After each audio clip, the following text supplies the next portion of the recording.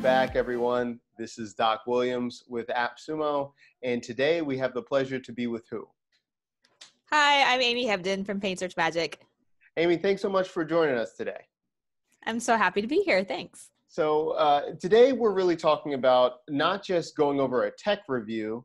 Adzooma is on there for a platform to start doing auditing, but I thought it would be really effective. So we actually talked to one of the masters in the game to talk about auditing and all of those things. But before we get into auditing and why it's so important, Amy, could you tell us a little bit about yourself? Sure. So I've been doing paid search for quite a while. I started in 2004. So I've been able to kind of see the progression from AdWords to Google Ads, and from all the different services that Google now offers, as they're kind of really going from just being the biggest player in the room to just really world domination at this point, and kind of seeing how that affects how we're able to both leverage it and the things we really need to be careful about that maybe we didn't used to, as they're trying to become more profitable for their investors and shareholders. That's great. That's great. So yeah, years in the game. So this is awesome.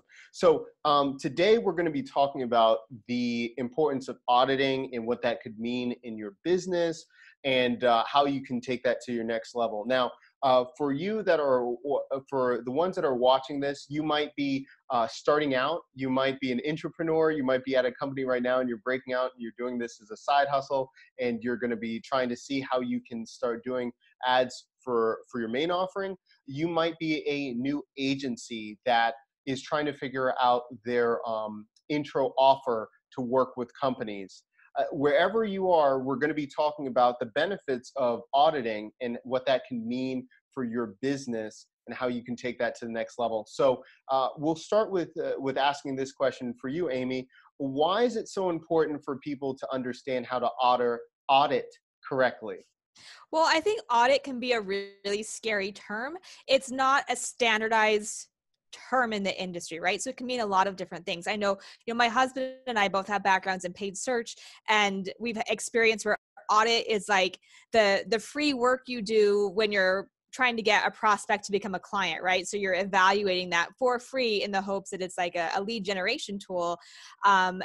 On the other end of it, an audit can be a 4 or 5 figure document or deliverable where you evaluate everything that's happening in an account. And it really is almost, we use it sometimes for SEO, the term forensic audit, where you're really digging deep into why something happened, what caused that thing to happen, and not just here's the next steps, right? So an audit can mean a lot of different things. And I think sometimes we just feel overwhelmed when we even hear the word and think, oh, I don't know what I'm supposed to do for an audit, and it feels really scary. We think we have to apply grades and we don't really know what we're doing, and we think we're just making it up. So imposter syndrome enters in. So it really can be a bit of an overwhelming sort of prospect, and it's really easy to think, okay, I just need to get a tool to do this for me and get it off my plate so I don't have to make those decisions, right? But the almost irony of this is that the word audit comes from the word like auditory, like to hear, to listen.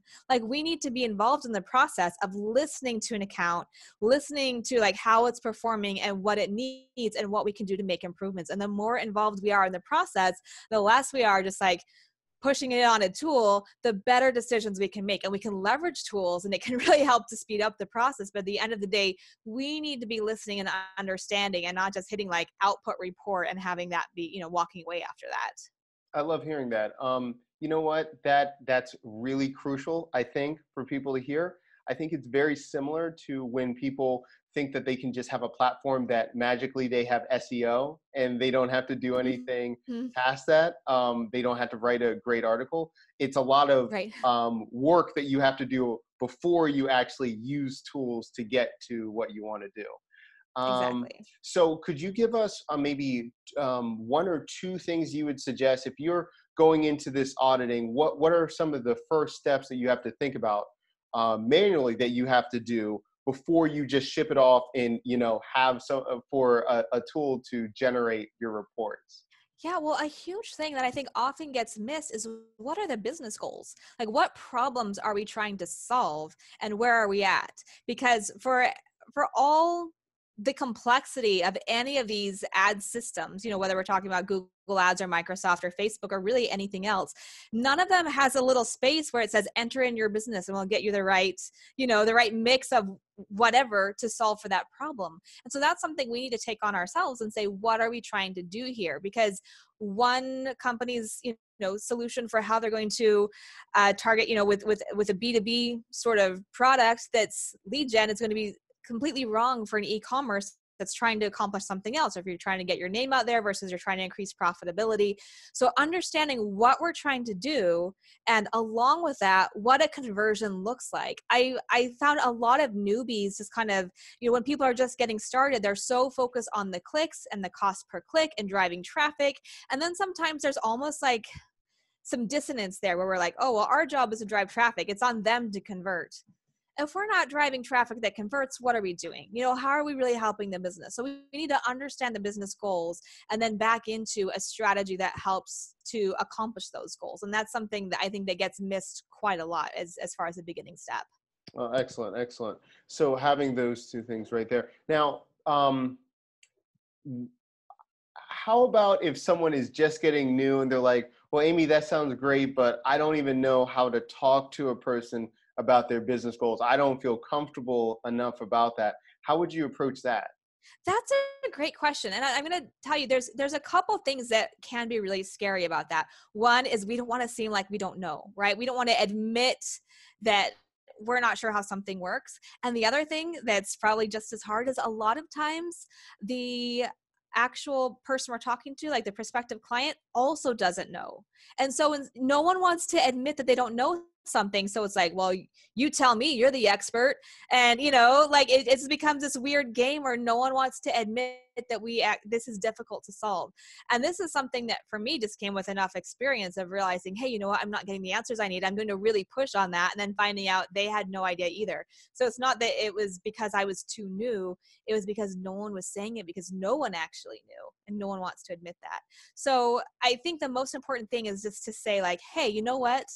Not admitting like, hey, I'm brand new at this, but, just saying every business is different. So tell me about yours. Like that can be a really good way to just get started. And when they say, well, what else have you seen in the industry or whatever this, you could do a little bit of research before, right? I would recommend that. Do a little bit of research about that industry or that type of client. But when you approach them, say, you know what, within this industry, we have these trends, but what are you trying to do? Like, what's going to help you in your position? Like, what's a win for you with what you're trying to accomplish? And they should know that. And if they don't, that's probably a good indication you shouldn't be working with them in the first place. Because if they don't know what they're trying to do, how do you know if you've hit the target, if it's a moving target? And they'll just find different things to get mad at you for because they don't know what they're trying to build. So you need to have a strategy, and then you both need to be aligned in it. So don't be afraid of just saying, hey, for you, what's a win? And if they push back and say, well, you tell me, no, I can do the paid search part of it, or, the ads part of it, but you tell me what a win looks like. We need to be on the same page for that. Don't shy away from that conversation. It's one of the more important conversations you can have. That's awesome. That's great. Thank you. So once they get the right metrics or the right points that they need to really calibrate for this audit, now they've got to get into it and they've got to do the audit. Now, we were talking about Adzooma. They have a new platform. They want to do that. And we encourage anyone to go while it's still available on AppSumo to try out the platform. But what have you tried, Amy, that has helped you create an audit that converts? Now, it's great. It's impressive when you have all these numbers. They're flipping through pages. They're like, oh, this means something. But what does stand out where you've made an audit that it was comprehensive and then it moved them into actually becoming a client long-term for you?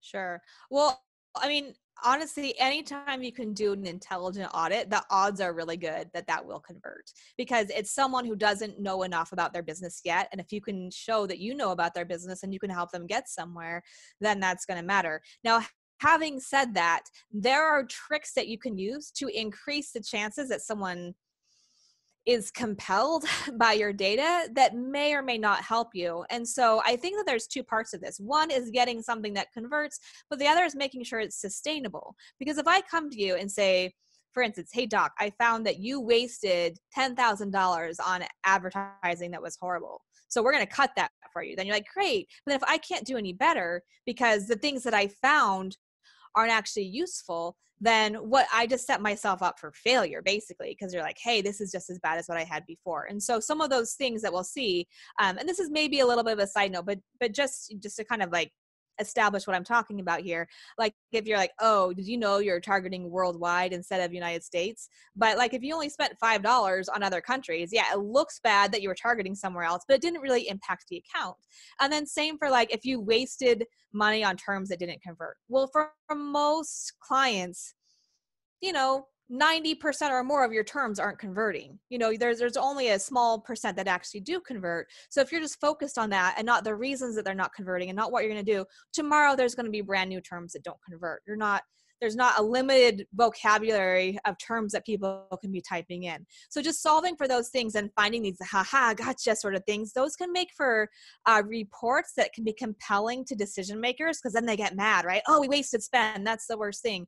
But you need to be able to provide a good direction and not just use these things that make them mad, but then don't actually set you up for success when you're moving forward. And that comes from how your account is structured and what you understand. And again, kind of going back to listening to the account as opposed to just like finding like, oh, this thing didn't work for you. Well, there will always be things that don't work. It's about optimizing them and really understanding what's causing something to work or not work. That's really what you want to be doing. That's awesome. Thank you. So once you have that and you're showing them your plan and not just showing like, so you're not just poking holes in it, but you're Mhm. also showing them, okay, this is what I plan on doing. This is long reaching effects. So now they see the kind of like the runway of what it would be like working with you. Am I Right. understanding that correctly? Yeah, and just to add one more advice for anyone who's watching, one more bit of advice here is that one of the more challenging and sensitive things about doing an audit is who was the person that is implementing that, right? Because there was someone who got something set up. Is it an external vendor or agency that your point of contact is like super mad? Is it someone who's on their team that's maybe a little bit too junior and you're throwing them under the bus? Like, you don't want to get involved in those politics of saying, hey, this person doesn't know what they're doing.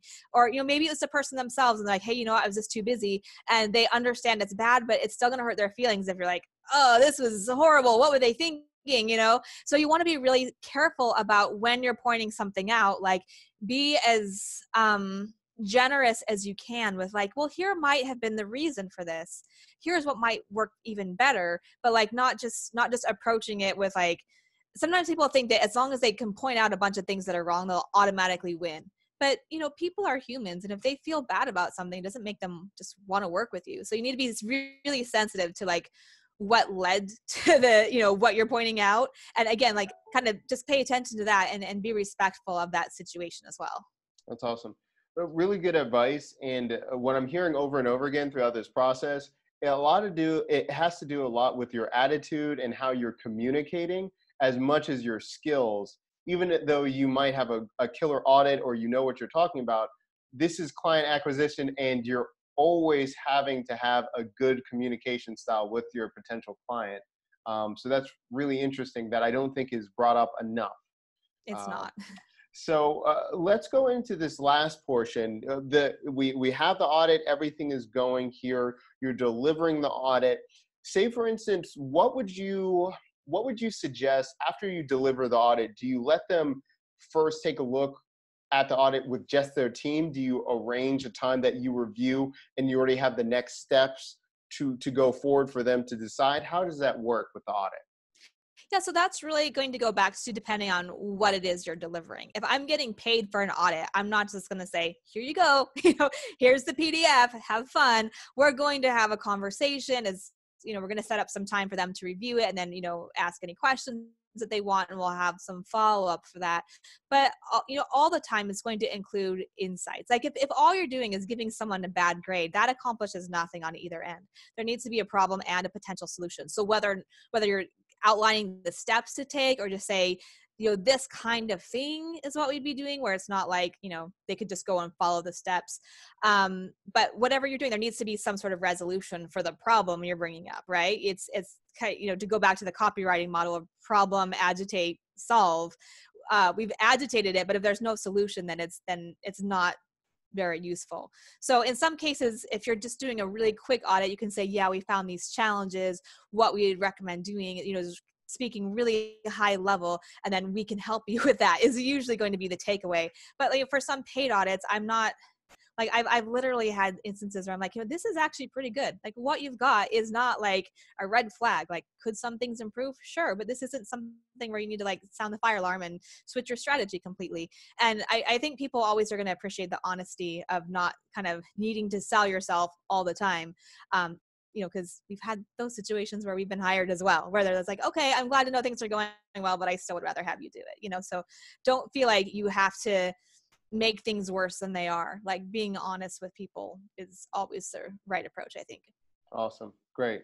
Okay. Well, that's a really comprehensive, I think, beginning of the stages, looking at the business goals, making sure you're looking at conversions, getting the audit ready, delivering it, and then next steps into closing the deal for them to work with you long term if they're if they're in a good situation to do so, not just doing it to get another client. Well, that's excellent. Well, that's good for this section. What I want to do is just a slight detour to expose the audience and talk to you about something that I find very interesting and that you talk a lot about in your Facebook group and in your emails. Could you talk about the visualizing of data and why you're so passionate and why you're going in that direction or talking about it? Yeah, definitely. So I have fallen into the trap that I think a lot of marketers have fallen into, where we're surrounded by the data 24/7, and we think that the data tells its own story. And we think that, if you just see the data, you'll understand what's happening. And what I have learned through, it took me probably a lot longer than it probably takes most people to discover this, but if all you're doing is presenting numbers, your client typically, this isn't, they're not a paid search marketer. Usually they don't understand. They don't look at those numbers and immediately understand them. We have to make it accessible and interpretable to them. Like if we're looking in the interface, we're just looking at a data set, like that doesn't explain anything to them about direction or, how something is trending. Is this good or bad? If I said, there were 89 votes, you're like, okay, out of 1,000, out of 90, like, what are we talking about? And like, we need to give them like context and narrative and, direction about what momentum to make a good decision about what's happening. And that happens when we're able to visualize the data and make it impactful, not just share like a series of scorecards and hope they understand. I think a lot of times there are a lot of faster and faster ways to share a visualization, but the visualizations we share tend to be meaningless. It's like, here's the click-through rate of last month compared to this month. Well, what action am I going to take for that? I can inspect it and I can see that there's differences. But then what you're inviting me to do is to say, how come last Saturday had a higher click-through rate than this Saturday? And that doesn't accomplish anything, right? We need to be thoughtful in what we're choosing to give to the client, like what we're asking them to look at, so that they can then make a choice again that's going to help their business, because we're working together on their strategy. And when we have that, then we can like do really meaningful work that becomes our case studies and our success stories, and we can really contribute to growth. But if all we're doing is focusing on metrics that don't matter because we have easy access to present that, we're not only not accomplishing anything productive, but we're really slowing down the progress, because we're like looking at things that are like taking away our time from the things that do matter. That's very interesting. So adding the context and then adding so you're adding the context of what's happening. How are you giving them a solution of where they should arrive for their next step? So they have is it just because they have the expanded context for them to now land on the right solution you want them to take, or how does that look? Yeah, it really can be. I mean, what we want to avoid is having to get too deep into forecasting. We want to avoid the situation of, okay, if I take your recommendation, is this going to change that? Because it's such a dynamic environment that we can't know for sure. And all that happens if we like pinpoint something is like, we could be right or we could be wrong. And then that's what the focus is. What we want the focus to be is on growth. And if that's the thing that's not working, we find a way that is. But a lot of times what will happen is, we're looking at an aggregate where we should be looking at something different, right? We're not understanding the composition of the thing. We're not understanding the segment. We're correlating the wrong data. We're saying, here's what happened here and here's what happened there, without saying because of there's a reason for everything that happens. Sometimes it's external. Sometimes the landscape changes. Sometimes you have new competitors. Sometimes it's a holiday, it's seasonal, it's whatever. And sometimes it's internal. The offer just isn't good, or it's sold out, or something else happened, or we're taking people to a different page, or we need to be more thoughtful about where people are in their process, or we reached too broad of an audience and more of them clicked and didn't convert. So we need to understand why that thing is happening. Is it because they clicked the brand and they're super likely to convert on the brand, or because they clicked the brand and they actually are already members and so they're not going to rejoin, and we just made it too easy for them to click the ad rather than, clicking on the organic link or going there directly. So what's contributing to this thing? The better we can provide context for that, then the better we can come up with a solution of like, how are we going to address that? And that's rarely a metric only sort of thing, right? It's understanding, okay, well, this happened because of this. So what we can do instead is we could reallocate budget. We could write a better ad. We could have this kind of snippet go on. We could, change the, change our remarketing tactics so we're not remarketing to existing users, whatever that strategy needs to be to answer to that. But what we want to avoid is getting in a situation of like, look, this is what happened, and then like our solution is to increase the budget by 10,000 and we'll get 8,000 more clicks. You know what I mean? Like we don't want to get too much into forecasting, but really into strategy, what we're trying to accomplish, and then keep on working on that until we see that it really does manifest. Like, we do reach the goal there. That's interesting. I think I've been in situations where I did not handle it correctly. I was in the trap of clients wanting me to forecast, and I felt like I had to give a number. And of course, forecasting it's a lose-lose situation because it just never turns out exactly the way that you do it. So I think having tools or this approach allows you to have a lot better relationship with the client, but also more realistic for it to be less stressful on you. Even if the client wants you to project or to say certain things, this always allows you to have reasoning and a better outlook of what their account should do over time. So that's really interesting. Yeah. And just to add on to that, like forecasting to say, if you're going to say, well, you should increase the budget, and they're going to say, well, what should I increase it to and how much, what will I get for that? That's a reasonable question, right? Like what can we expect to happen? But all you need to do in there is plug in some pretty basic numbers of like, well, if we're attributing, budget here, this is how it's performing, and we can, whatever. But like when I've been in the situation where it's like, if you were to increase the CPC 5 cents, what would that do? Well, it's a dynamic real-time auction model. I don't know what it's going to do. And if I have to have permission to adjust the CPC 5 cents, like this isn't going to work, because that's not what the goal is. It's how did this impact it? And I'm going to keep on making changes and optimizations. That's my job.